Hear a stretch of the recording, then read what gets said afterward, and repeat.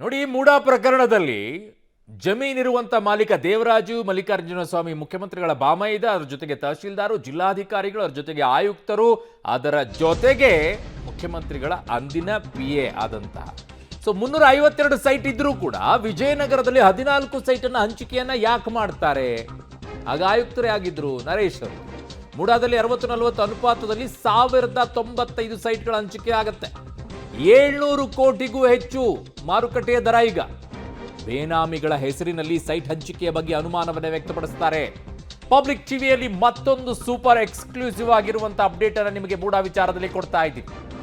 ದೇವನೂರು ಬಡಾವಣೆಯಲ್ಲಿ 352 ಸೈಟ್ ಇದ್ದರೂ ಸಹ ವಿಜಯನಗರದಲ್ಲಿ ಕಮರ್ಷಿಯಲ್ ಸೈಟ್ಗಳನ್ನ ಹೇಗೆ ಹಂಚಿಕೆಯನ್ನ ಮಾಡಿದ್ರು? ನಿಯಮ ಏನು ಹೇಳುತ್ತೆ ನೋಡಿ. ಜಮೀನು ಕಳೆದುಕೊಂಡ ಬಡಾವಣೆಯಲ್ಲೇ ಪರಿಹಾರವನ್ನ ಕೊಡಬೇಕು.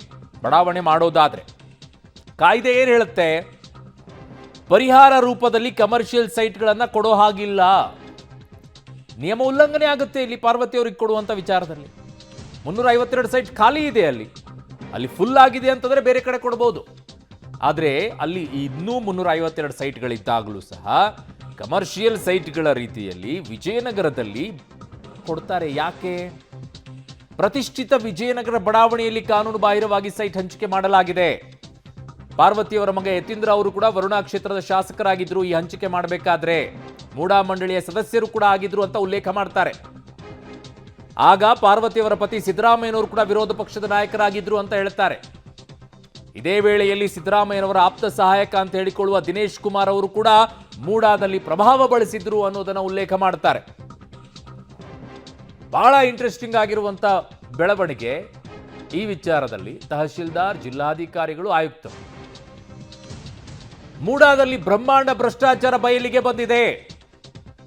700 ಕೋಟಿ ಅನ್ನುವಂತ ಲೆಕ್ಕ ಹೇಳ್ತಾರೆ ಅವರು. ಪಟ್ಟಬದ್ಧ ಹಿತಾಸಕ್ತಿಗಳ ಪ್ರಭಾವಕ್ಕೆ ಮಣಿದು ನಿಯಮ ಉಲ್ಲಂಘನೆಯನ್ನ ಮಾಡಿದ್ದಾರೆ. ಯಾರ್ದು ಪಟ್ಟಬದ್ಧ ಹಿತಾಸಕ್ತಿಗಳು? ಯಾರ ಪ್ರಭಾವ? ಬಹಳ ಬರುತ್ತೆ ಅಲ್ವಾ? ಪಟ್ಟಬದ್ಧ ಹಿತಾಸಕ್ತಿಗಳು ಯಾರದ್ದು, ಪ್ರಭಾವ ಯಾರದ್ದು ಅನ್ನೋದು ಬೇಕಾಗತ್ತೆ. 60-40 ಅನುಪಾತದಲ್ಲಿ 1095 ಸೈಟ್ ಹಂಚಿಕೆಯನ್ನ ಮಾಡ್ತಾರೆ. ಅದರ ಬೆಲೆ ಈಗ 700 ಕೋಟಿ. ಅದು ಕೂಡ ಬೇನಾಮಿಯ ಹೆಸರಿನಲ್ಲಿ 1095 ಸೈಟ್ಗಳ ಹಂಚಿಕೆ ಆಗಿದೆ ಅಂತ ಹೇಳ್ತಾರೆ. ಮೂಡಾ ಮಾಜಿ ಆಯುಕ್ತ ದಿನೇಶ್ ಕುಮಾರ್ ಅವಧಿಯಲ್ಲಿ ಆಗಿರೋದು ಅಂತ ಹೇಳ್ತಾರೆ. ಮೂಡಾ ಮಾಜಿ ಅಧ್ಯಕ್ಷ ಮರಿಗೌಡ ಪತ್ನಿಗೂ ಕೂಡ ಸೈಟ್ ಅನ್ನ ನೀಡುತ್ತಾರೆ. ಅವರಿಗೂ ಕೂಡ ಕೊಟ್ಟಿದ್ದಾರೆ ಅಂತ. ಒಟ್ಟು 700 ಕೋಟಿ ಹಗರಣ ಬಯಲಿಗೆ ಬಂದಿದೆ ಅನ್ನೋದನ್ನ ಹೇಳ್ತಾರೆ ಇಲ್ಲಿ. ಎಷ್ಟು? 700 ಕೋಟಿ. 1095 ಸೈಟ್ಗಳ ಮೌಲ್ಯ 700 ಕೋಟಿಗೂ ಹೆಚ್ಚು ಅಂತ ಹೇಳ್ತಾ ಇದ್ದಾರೆ. ಬೇನಾಮಿಗಳ ಕೈಯಲ್ಲಿ ಅರ್ಜಿ ಹಾಕಿಸಿ ಅವರೆಲ್ಲರಿಗೂ ಕೂಡ ಮನಬಂದಂತೆ ಸೈಟ್ ಹಂಚಿದ್ದಾರೆ.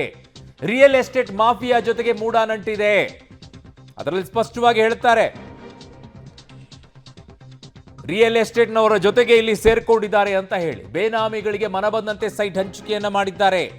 ಮೂಡಾ ಅಧಿಕಾರಿಗಳು ರಿಯಲ್ ಎಸ್ಟೇಟ್ ಮಾಫಿಯಾ ಜೊತೆಗೆ ಕೈ ಜೋಡಿಸಿದ್ದಾರೆ ಅಂತ ಹೇಳ್ತಾರೆ. ಲಂಚದ ರೂಪದಲ್ಲಿ ಐಷಾರಾಮಿ ವಸ್ತು ಪಡೆದಿರುವಂತ ಆರೋಪ ಇಲ್ಲಿ ಉಲ್ಲೇಖ ಮಾಡ್ತಾರೆ. ನನ್ನ ಸಹೋದ್ಯೋಗಿ ಕ್ರೈಮ್ ಬ್ಯೂರೋ ಹೆಡ್ ಆಗಿರುವಂತ ಮುರಳೀಧರ್ ನನ್ನ ಸಂಪರ್ಕಕ್ಕೆ ಸಿಗ್ತಾ ಇದ್ದಾರೆ. ಮುರಳಿ, ಇಲ್ಲಿಯವರೆಗೂ ಕೂಡ ಆರೋಪಗಳನ್ನ ಬಿಜೆಪಿ ಮಾಡ್ತಾ ಇತ್ತು, ಇದು 1500 ಕೋಟಿಯ ಹಗರಣ ಅಂತ ಹೇಳಿ. ಫೈನಲಿ ಒಂದು ಫಿಗರಿಗಂತೂ ಇಡಿ ಅವರು ಬರ್ತಾ ಇದ್ದಾರೆ, ಇದು 700 ಕೋಟಿಗೂ ಅಧಿಕವಾಗಿರುವಂತ ಹಗರಣ ಅಂತ ಹೇಳಿ. ಅಂದ್ರೆ ಒಂದು ಲೆಕ್ಕ ಅಂತೂ ಸಿಕ್ಕಂಗಾಗಿದೆ. 1095 ಸೈಟ್ಗಳು ಇದರಲ್ಲಿ ಬೇನಾಮಿಗಳಾಗಿದೆ ಅನ್ನುವಂಥದ್ದು. ಅದ್ರ ಬಗ್ಗೆ ಅಂತೂ ಸ್ಪಷ್ಟತೆ ಇದೆಯಲ್ವಾ ಈಗ? ಖಂಡಿತ ಅರುಣ, ಯಾಕೆಂದ್ರೆ ಲೋಕಾಯುಕ್ತ ADGPಗೆ